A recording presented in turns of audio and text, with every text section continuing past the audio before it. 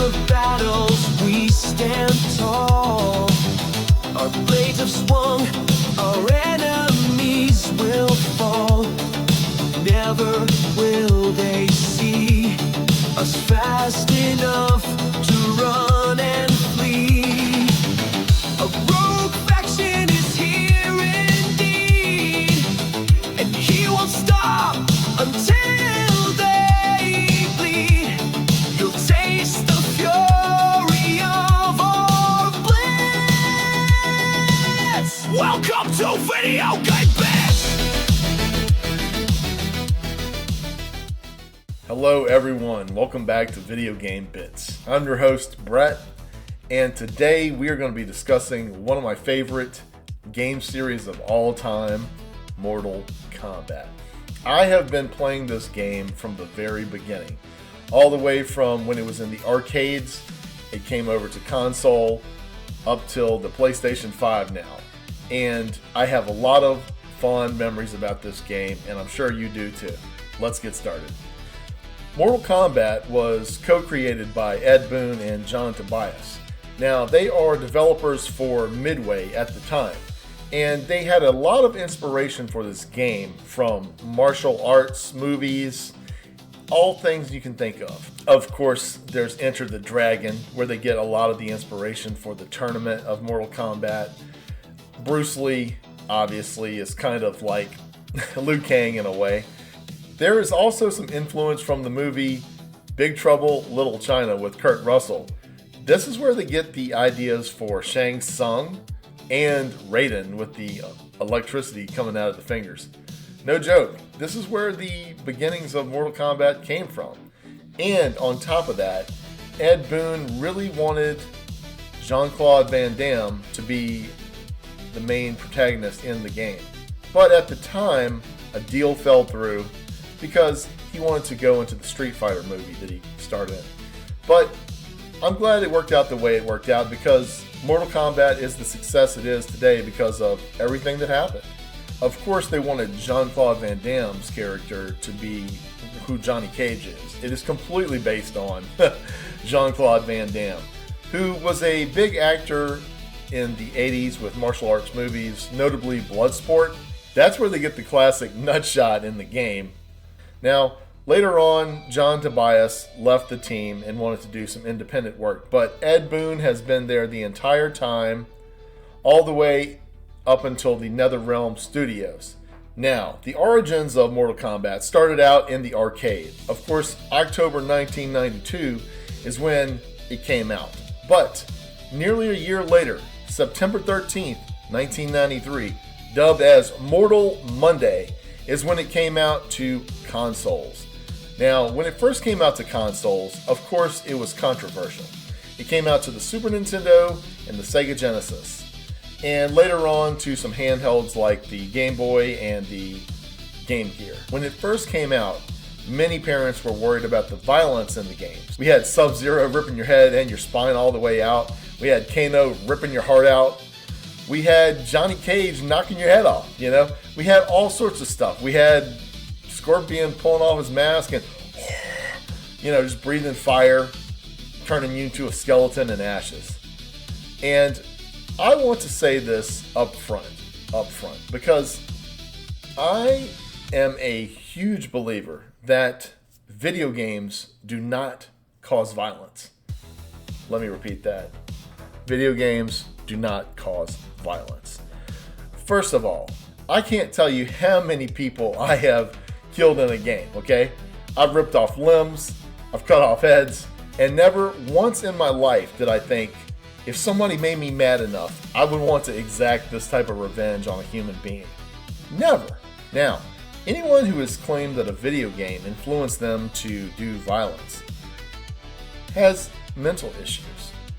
Or it could be the lack of good parenting, or just parenting at all, or even the environment they're in. But I have never felt these things, and I have seen and done things in games, and never once did I feel like doing that in real life.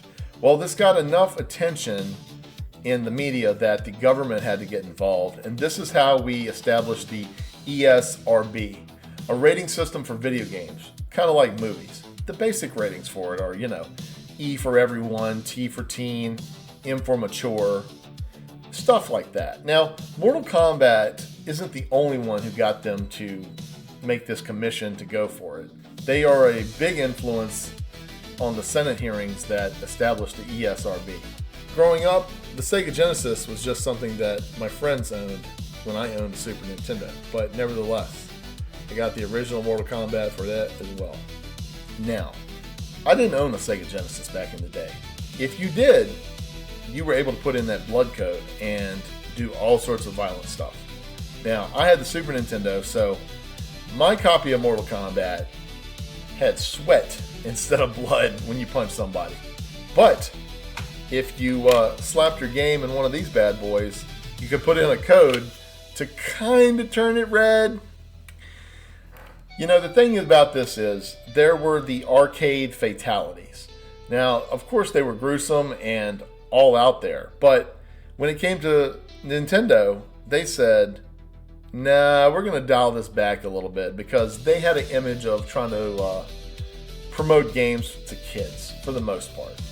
Nowadays, they have kind of bent the rules a little bit, but still they mainly market to kids. So a lot of the fatalities had changed, seriously. Like, just dumb stuff. Instead of like Sub-Zero pulling out the spine, now he like freezes the guy and just hits him, and the guy like splinters into little pieces of ice. Or like, instead of Johnny Cage knocking someone's head off, he like kicks them and like the foot goes into their body. I don't know, something weird like that. And whatever one Liu Kang did, he just does this little flip in the air and then does this crazy uppercut. They really toned it down so they could make their audience happy, or at least the parents happy. I loved Mortal Kombat when it came out. I remember I would take my Super Nintendo to my friend's house when we had a sleepover, and we would play it there, 1v1 tournament style. It's a classic way to go. Of course, back then there was competition there. Of course, you had Street Fighter games, you had Killer Instinct, and a few others, but this game just had something special about it. At least that's the way I felt about it. Now, in modern day times, of course, you have a huge roster to pick from, for the most part, in Mortal Kombat games. But when it first started, you only had 7 characters, and they are as follows: Liu Kang, Johnny Cage, Kano, Sonya Blade, Sub-Zero, Raiden, and Scorpion. And of course, your sub-boss you had to play was Goro, and then Shang Tsung is the final boss. Oh, and there's one more little thing. There's a hidden character too, Reptile. Now, in this game, of course you had your special moves, you had your kicks, your punches, you had your uppercuts, you had your fatalities, and then you had one stage fatality. Now, this was at the pit, but even the pit was toned down. Now, when you uppercut your opponent at the end of the match, they would go up in the air, come all the way down, fall to their death on a bunch of spikes. But I will say this, in the Sega game and in the arcade game, there was already carnage in that pit. There was body parts, heads, guts everywhere. So as you're falling, you're seeing all these other people have already met their doom. But again, Super Nintendo, they took a different approach. When you're falling in that pit, there's no one else there. You're the only death. And of course, when you hit that ground, there's no blood. Now, before we get away from this stage fatality, let's talk about one more thing. Now, that's the hidden character, Reptile, the green ninja. Now, there was something very specific you had to do to play this secret match against him. And these are the requirements. Now, this is what makes the game fun. All this extra lore. So, in order to play Reptile, you had to do this very specific thing in the pit stage. You have to achieve a double flawless victory. Then you have to finish with a fatality while a silhouette passes by the moon. Now, this is usually a witch or Santa Claus, from what I understand. But you have to do that very specifically to get to the reptile fight. Now, what's cool about this is now you're down in the bottom of the pit fighting this guy. And of course, he's an NPC. You can't play him until later games. But Mortal Kombat does a great job of creating this lore out of their universe. Now, the next sequel to Mortal Kombat was, of course, Mortal Kombat 2. And right here, as you see, I've got the Super Nintendo version and the Game Boy version. And this is a very, very loved game for me. In fact, I don't know that I went to the arcades for the first game, but I definitely went to the arcades for the second game. There was a lot of hype about the second game, and it all panned out. It was a great game, and I gotta say, although Mortal Kombat started the whole franchise, this is the one that got it going. So, in this game, it originally came out in arcades in 93, but then it came out on console in 95. Not only was there lore about this game as well, but there were all sorts of codes now. In fact, there was increased fatalities. Each player had like 2 fatalities. We got more characters in the game. We got a new sub-boss. We got a new big boss. And the new characters are as follows. We were introduced to Katana, Melina, Kung Lao, Jax, Baraka, Kintaro, Shao Kahn as the boss. In addition, there are 2 hidden characters, Jade and Noob Saibot. This was definitely my first introduction to Jade. She would peek out behind this tree in the woods where it had this big evil tree with like this face and mouth on it. And I always thought that was cool. Also, for no one who has ever kind of just stopped and thought about it for a second, Noob Saibot, where did they come up with that name? Well, it's a combination of Ed Boon and John Tobias, with just their last names flipped. Noob Saibot. Now, the research that I've done says that you are able to actually play a secret fight against Jade, Smoke, and Noob Saibot in Mortal Kombat 2. You just have to do a certain type of victory where you have low kicks to win the match with Jade. I'm not sure exactly where in the game you do it, but of course it's one of those things like the previous game where you had to meet these requirements just at the right time. But what's so cool about this is when you learn about these new characters or you play somebody, if it appeals to everyone, well, guess what? They're going to be a playable character in the next game. And they were. Now, of course, with Mortal Kombat 2, they decided to up their game and add another stage fatality. Now you've got your Mortal Kombat 2 version of the Pit 2. You also have the Deadpool, which is basically acid. If you uppercut somebody into that after the match is over, then you'll see them go down for a second and bob back up with just a skeleton. It was a nice addition to the new game. I've got one little story about Mortal Kombat 2 that I want to leave you with before we go on to the next game. And I had a friend growing up in school. Both of us loved Mortal Kombat, especially him.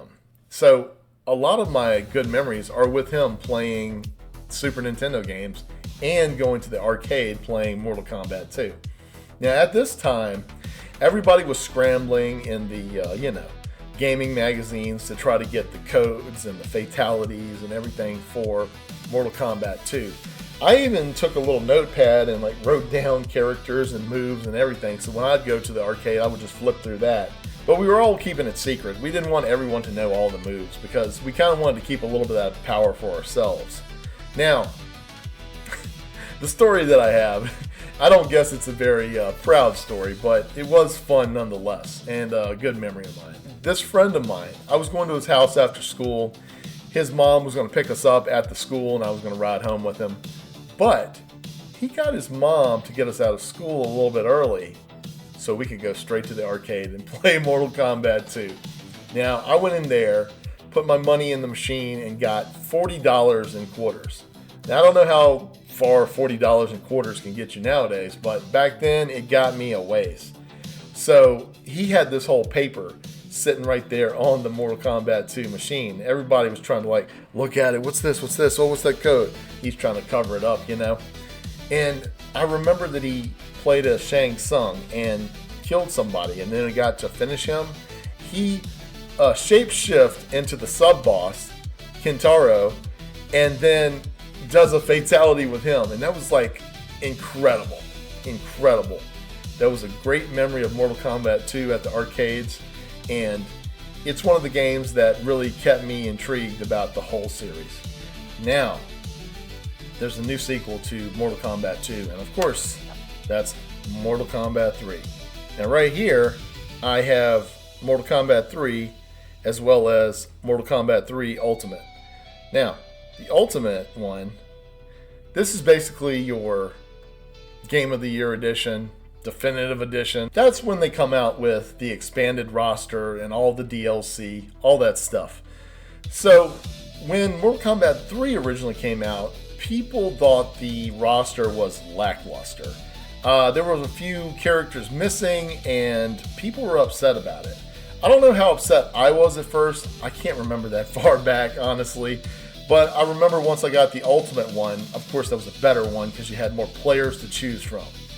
Now, I still consider Mortal Kombat 2 one of my favorite, maybe 3 games out of the whole series. But Mortal Kombat 3 changed up the gameplay a little bit. So this is when they really started introducing the combos, the string combos. You would have like non-stop hits from a player, and they could basically drain all your energy out if they had the right moves. This is when they started really pushing for nimble fingers, memorization, like never before in a game. Mortal Kombat 3, it was a good memory of mine. I remember that I had friends in high school in my hometown, and we all played it together, guys and girls. I remember that there was one move with Cabal where you could just kind of like spam this move and nobody could stop you. It was a lot of fun, but I don't think that it beats Mortal Kombat 2. Now, of course, Mortal Kombat 3 introduced new characters again. So, they are as follows: Sindel, Striker, Cyrax, Sector, Nightwolf, Shiva, Cabal, and Motaro. Now, when it came to the boss battles, of course, Motaro was your sub-boss, and Shao Kahn, once again, is the big boss.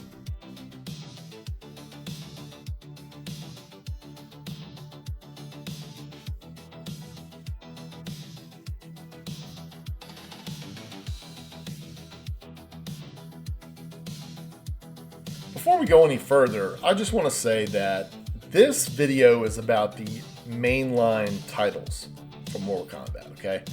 I'm not doing any of the ones that are like a side story or anything. Now, I will mention them, but honestly, I never played any of those side stories.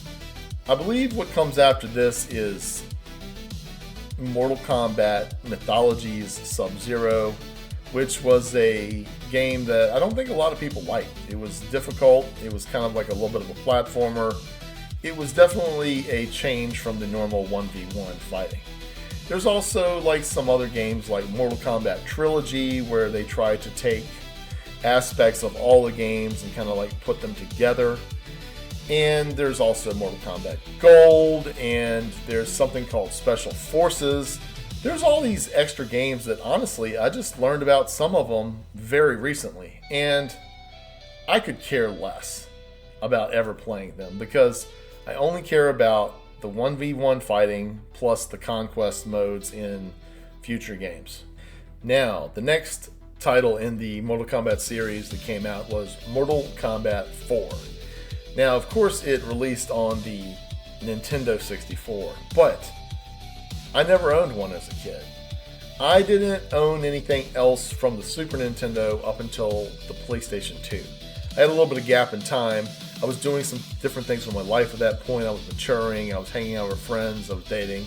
Different things. You know, I was going through high school into college, working. So games weren't my main focal point like maybe they were before when I was younger. But in any case, Mortal Kombat 4 came out, and this was at the time where things were shifting to 3D. Polygons was the new format for games. Now, maybe it's a good thing that I missed some of these games, because when they went from 2D to 3D, it was a little rough at first, and I do remember that I had a friend who lived in town that I would go over and visit him and his brother sometimes. Now, he had Mortal Kombat 4 for the N64, and I was watching him play it, and I just thought it was very interesting looking, moving around in a three-dimensional, stage there, and picking up objects and throwing them at the other character. Very cool. And of course, we got new players introduced with this game too, and they are as follows.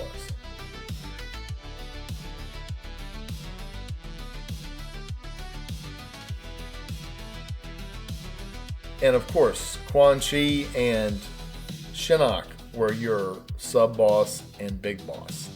And from what I understand, people don't like Shinnok. I don't really have a lot to say about this game. I'm just glad it came out and continued the series as a whole, but it's a game that I should go back and play one day, I think. Should I play it? Comment down below if it's worth my time. Alright everyone, so the fifth game that came out in the series is called Deadly Alliance. Now, the crazy opening scene is, Shang Tsung kills Liu Kang, breaks the neck, he's laying dead there. Your soul is mine, basically. And Shang Tsung and Quan Chi make this deadly alliance together. That's what the game's title is all about.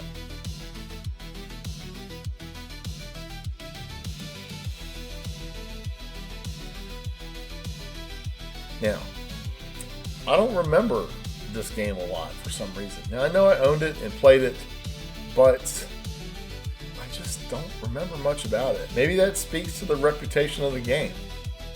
I'm not sure. But that's all I really have to say about this one. According to this little article I looked up, apparently Blaze was a secret character fight in the game. He's a fire elemental who is guarding the Dragon King's egg or something. Well, he comes into play in the next game. Now, I'm particularly excited to tell you about this next title. Now guys, this is Mortal Kombat Deception. And I will say this. I told you Mortal Kombat 2 was one of my favorite 3 out of the series. This is another big contender. It's also a favorite of mine. So, Mortal Kombat Deception was on the PlayStation 2. And when I played that game, it was one of these games where you really got lost in the game. In fact, it's one of the games where my wife was calling me to bed and I was like, just a few more minutes, I want to play this, Now, of course, you got your 1v1 fighting and everything. The Conquest mode featured a little kid named Shujinko. And as you're growing up, you follow this ethereal spirit orb called Damashi. And Damashi asks you to travel to different realms. And what's so cool about this game is that you really, really learn the deep lore of Mortal Kombat when it came to this. You were going to all the places that they have mentioned in all the previous games here. And of course, you are collecting things to give to this ethereal orb. Only in the end to find out it was not who it said it was. You've been collecting these items to help resurrect the Dragon King. And it's a total deception. Hence the name of the game. Now, in this game, I learned a lot about combo inputs. That was part of the Conquest mode. You'd be in the little dojo. They want you to learn how to do all these string combos. They really heavily relied on that for you to move forward to the next thing. Now, thinking back about this, I'm kind of impressed with myself that I got it done. Because nowadays, I do my best to put in these string combos, but I'm only average at that. I can't put anything together to get like a 90% health drain out of another character.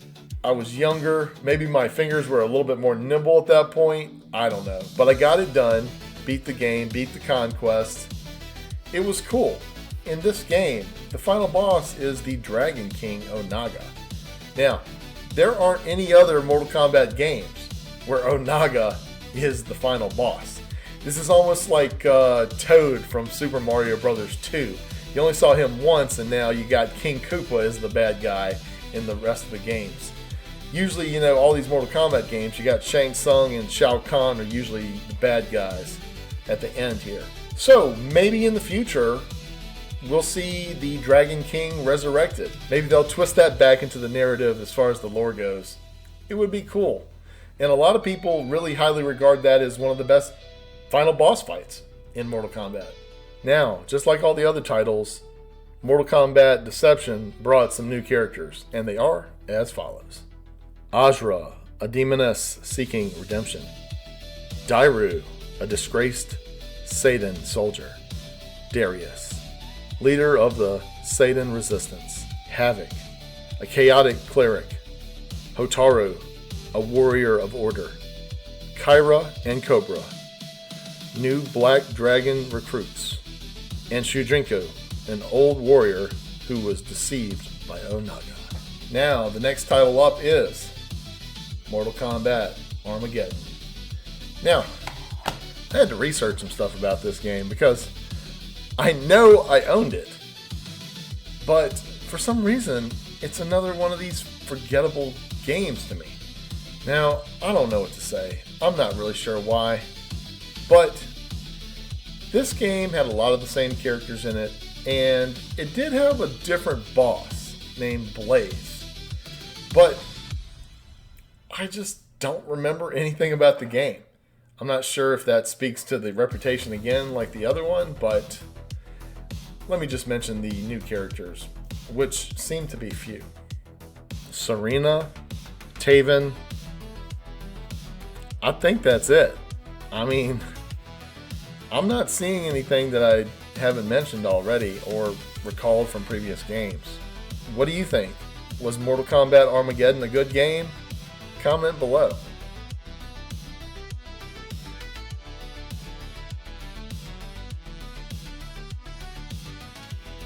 Now guys, when I got the PS3, I had to continue buying Mortal Kombat games, and although this isn't the original game, this is Mortal Kombat.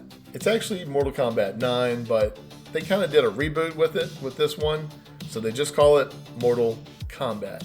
Now this is the greatest hits one, but what's interesting about this game is that they start to do guest characters, horror characters. They put in Freddy Krueger, of course they brought in Scarlet, they brought in Kenshi. Rain joins the roster. I don't know if you noticed this in the background earlier, but actually, my wife bought me the collector's edition of Mortal Kombat 9. And it came with this cool little book binder of Scorpion and Sub-Zero here, you know? I always love that thing. That's what you always see in the background on my shelf there. And with the collector's edition came the art of Mortal Kombat. Check that out. You got Scorpion there on that side. And of course, it's a little booklet.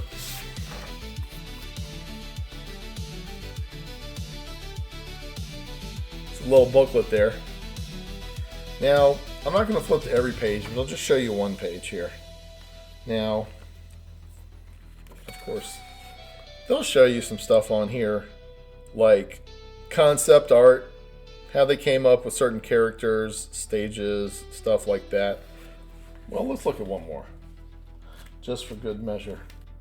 There we go. That's some cool stuff to get with the little collector's edition, because this is a tangible item.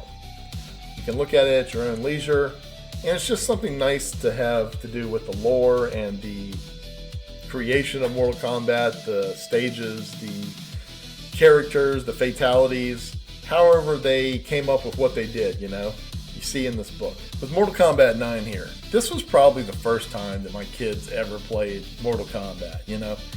And back then, I didn't really do all that online play yet, but I tried a little bit with Mortal Kombat Online, and holy crap, I just was a newbie to it because you couldn't even get a hit off online.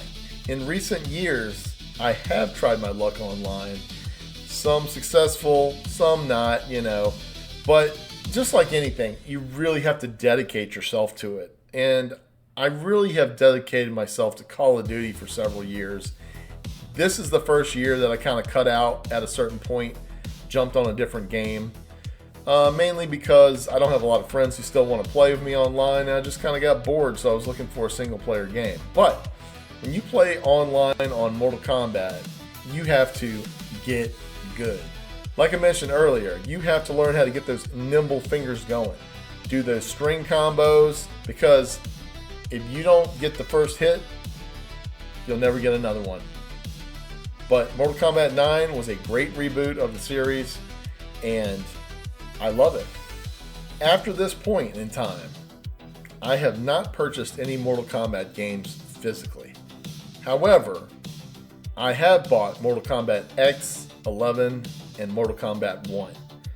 Now, maybe I'll go back and buy them physically just because I want to own something tangible, and because of the all-digital future that's going on. It's kind of a scary thing. But Mortal Kombat is a game that you either buy for one or two different reasons.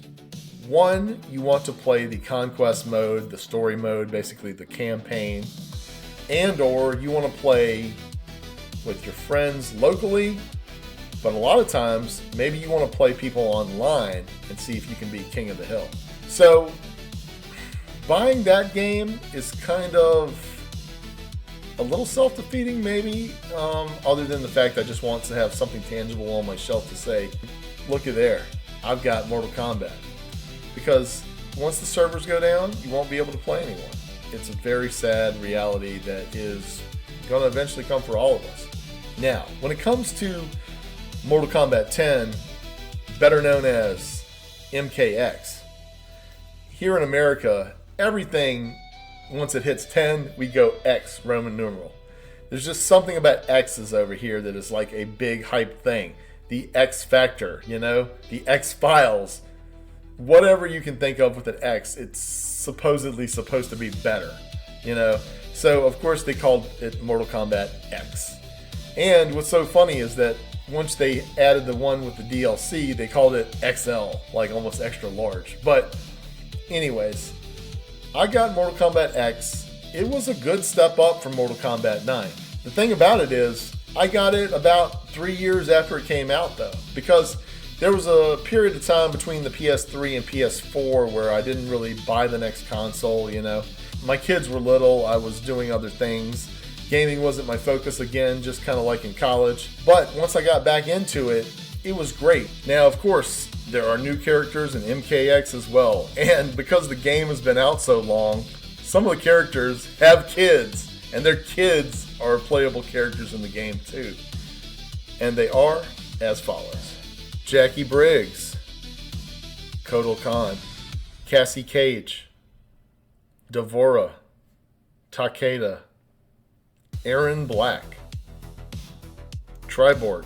They added in horror characters. Now you got Jason Voorhees, Leatherface. You've got Xenomorph from Alien, and Ermac. We are many, you are but one. Now I think that Mortal Kombat X was definitely a success, but they weren't done yet, because in April of 2019, they came out with a new title, Mortal Kombat 11. And let me tell you, at this point, I had gotten back into video games. It was in 2018 that I decided to get serious about gaming again. My kids were a little bit older, and now was just the perfect time for me to jump back in and really kind of make up for some lost years of gameplay. So, Mortal Kombat 11 came out, and let me tell you this. Now, earlier I said that Mortal Kombat 2, Mortal Kombat Deception, and one other one were my favorite of the series. Now, MK11. It may be my favorite of all time. And at the time, I was trying to start a Twitch account and stream a little bit. I eventually realized that that really wasn't for me. I'd rather just do pre-recorded videos about things I care about. I really got into Mortal Kombat 11, and I dedicated myself to that game for a period of time. I mean, I really grinded on that game because I wanted to be better than I was in the past. Now, I did some online gameplay because they had the Kombat League. But let me tell you something about the Kombat League. It's brutal. And by that I mean you can raise in the ranks, but if you lose a match, you can go back down too. You don't just get to a certain point and get locked in to go up. And if you don't play it every couple of days, your points will decay and you'll go down too. So it's kind of they kind of force you to, play it a lot. I liked it a lot. They had cool rewards. And this is the time that I really locked into my main character, and that was Jade. When I was honing my skills with Jade, that's the best I've ever been at Mortal Kombat in my gaming career or life. But I was excited when they came out with the new and current title, Mortal Kombat 1. It looked streamlined, it looked fresh, aesthetically looked cool, but after I started playing it, a few things were obvious. The roster was smaller. They didn't have my player, Jade, that I'd been playing for a couple of the games. And something was missing. It just didn't seem as fun as the previous game, or maybe previous couple of games.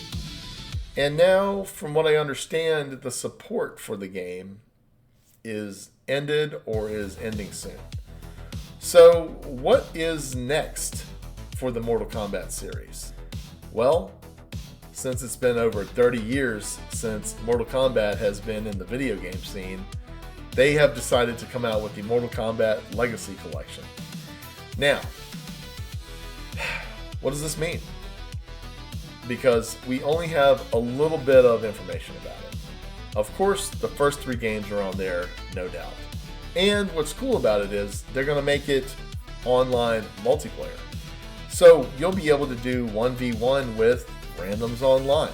Something you could have never done in the Super Nintendo and Sega Genesis days, which is incredible. But I've heard a lot of speculation by different YouTubers online about what will be in the lineup. So I'm hoping for the best. I'll probably get it no matter what. I'm wondering if it's going to be an all-digital purchase or you can buy a physical copy of it. That would be nice to have the Mortal Kombat Legacy Collection back there on the shelf. Of course, just like anything else, once a tangible item comes out on the market, the scalpers are out there and ready to steal your money. So hopefully I can get my hands on one because, like I said, Mortal Kombat, it's one of my top 5 game series favorites of all time. Thank you for joining me today. If you have enjoyed this video, please do me the honor of giving me a subscription, liking the video, and turning on your notifications for future content. So guys, what was your favorite Mortal Kombat game of all time? Please comment below, but also remember this. Keep a full loadout and never be afraid to be a rogue faction in a game full of NPCs.